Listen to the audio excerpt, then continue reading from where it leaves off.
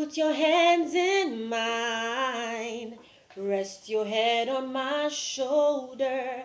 I can see your pain and your tears.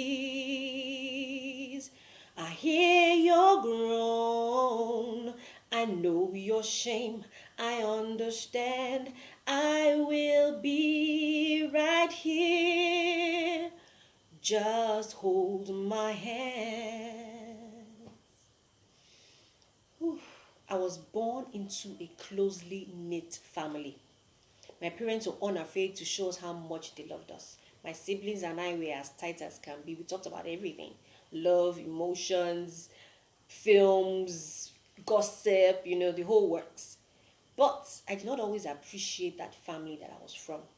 I mean, a couple of times I actually get irritated. I felt like, all the doting and affection and love was a bit too much. Because I was a chatterbox, I got into school quite early. So at the age of 9, I was done with um, primary school. At 15, I was done with my secondary school. Now, I was that model child, that everybody wanted to have. Parents would always refer to me and tell their children to be like me. I mean, just be like Boluwatiwi. She's brilliant, she's intelligent, she's smart, she's principled, she has values. My parents would always drum it in our ears. Not your many tonshi. Remember the children of whom you are. But when I finished secondary school, all of that kind of like changed. I became like, wow, I'm done with school and I can be anybody, I can do anything. So my parents thought that for me to be able to pass the JAMB exams, it was important for them to enroll me in some kind of lesson. So my elder brother and I began to attend this lesson. A couple of days into attending lesson, and I met this guy. I met this boy. Oh my goodness, he was as handsome as, oh, he was kind. He wrote the best poems. I mean, he was just lovely. My heart melted. He was my very first love. I was so excited about him. I told my parents about him, my siblings, my friends. Then one day, my mom called me and asked me to sit down. And she began to tell me that, remember all of the things that our family stands for: hard work, discipline, respect, chastity, purity, integrity. I am not comfortable with the relationship you're having with this guy. I think you should call it off. I was like, eh? As whatever it was she was saying, at that moment, I stopped to listen. I mean, I wasn't listening anymore. Enter one ear and come out of the next. I became foolhardy, pompous, presumptuous. I became stubborn. I would not listen to anyone anymore. I would lie. I would sneak out of the house on occasion just to go and be with this guy. I felt like I was his Juliet, for crying out loud, and nobody was going to stop me from being with him. A couple of months down the line, I got pregnant. I tried to hide it. How long can I hide a pregnancy for, right? In a couple of months, it began to show. Everybody began to see that this innocent girl wasn't that innocent. And people began to avoid me. People would sit in clusters and talk about me. I would pass and it was obvious that I was the topic of discussion. My parents were devastated. They were saddened. They were disappointed. In a couple of months, I gave birth. I had a baby boy at 16. And then my parents sat me down and reminded me of all the things they ever taught me.